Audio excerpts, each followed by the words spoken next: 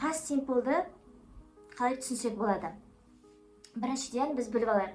Past simple'да irregular verbs деген бар. Бізде дұрыс етістіктер и бұрыс етістіктер бар. Енді бұрыс етістіктердің историясы қайдан шыққан?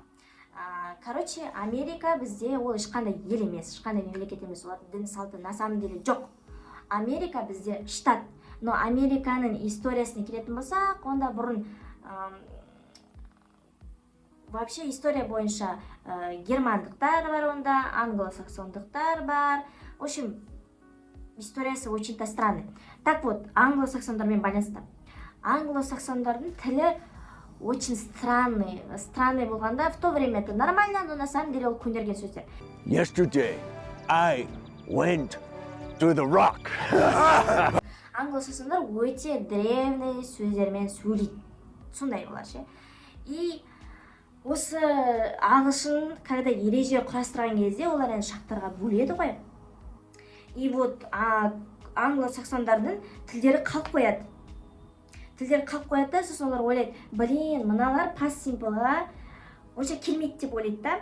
И оларды жеке жабайы irregular verbs, яғни отклоненный, ненормальный вербтер деп жинап қояды. Бізде ондай irregular verbстар көп. Прям көп. Оларды жаттау керек. Қалай бар, солай қабылдау керек оларды. Оларды өзгерте алмайсың, болды солай қалады.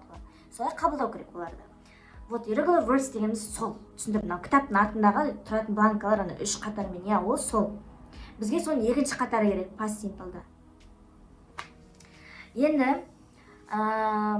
жалпы past simple'дың жасалу формасына келеміз. Past simple бізде өткен шақ, өтіп кеткен шақ, просто өтіп кеткен шақ.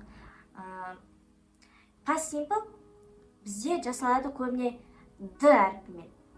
Did, ed. Past simple қазіргі уақытқа қатысы жоқ, бұрын болып кеткен сарып кет. Енді грамматикасы, как всегда, бізде positive, negative and question. Positive болымды түрі. Бірақ past simple present simpleға қарағанда he, she, it, iспен дос, анау мынамен дос деп бөлмейді. Ол бәріне бірдей қарайды, бәріне дейді, жалғай береді. Осындай. I, өзі, he, she, itға word жалғаймыз. Мысалы work болса, оның соңында ed болады, worked болады. Ал егер сіздерде irregular verbs cut болса, ол екінші формада тоже cut, ed жалғай алмайсыз.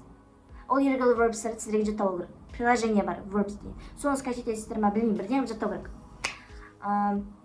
Сұрақ қойған кезде, мынау соңындағы verbтің соңындағы ed алады да, сұрақ қойған кезде did болып алына шығып кетеді. Да, анау verbқа сосын ed жалғамайсыз. Did, I, өзі, he, she, it, work болып қалады. Түсіндіңіздер ма? Мынау work'тың артындағы ed did болып кетеді, алына шығып кетеді. Word'ті лақтырып кетеді да, алына кетіп қалады, өзі жеке дара болып. Болымсыздың түрі I, өзіға didn't work. Қысқартылған формасы, естественно, did not. Все очень просто. Past simple бізде d мен дос. Енді бізде past simple'да тоже маркерные слова бар, present simple'дағы сияқты. Present simple'да usually, sometimes, never, often, сондай сөздер, я? Past simple'да, естественно, өзіне сай, өзінің маркерные словалары бар. Мысалы, қазақ тілінде past simple менде өткен шақ болса, қандай маркерные словаларды мен көзіме елестетем. Өткен шақ болса, демек ол кеше, алдыңғы апта, алдыңғы ай, алдыңғы жыл болады. Вот поэтому last year, last month, last week, тағы не бар? Yesterday, ago, осының бәрі сіздерде маркерные слова past simple болады. Осы маркерные сөздер арқылы сіздер примерно past simple екенін түсінесіздер.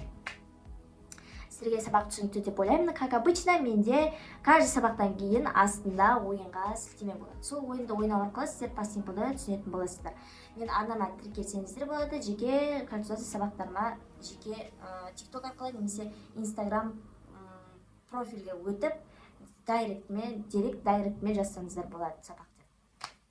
Мені қазір примерно регулярно 30-50 адам қарайды. Пожалуйста, можете комментарийға жазып кетуге. Заранее рахмет, а то у меня в комментах как будто пустыня.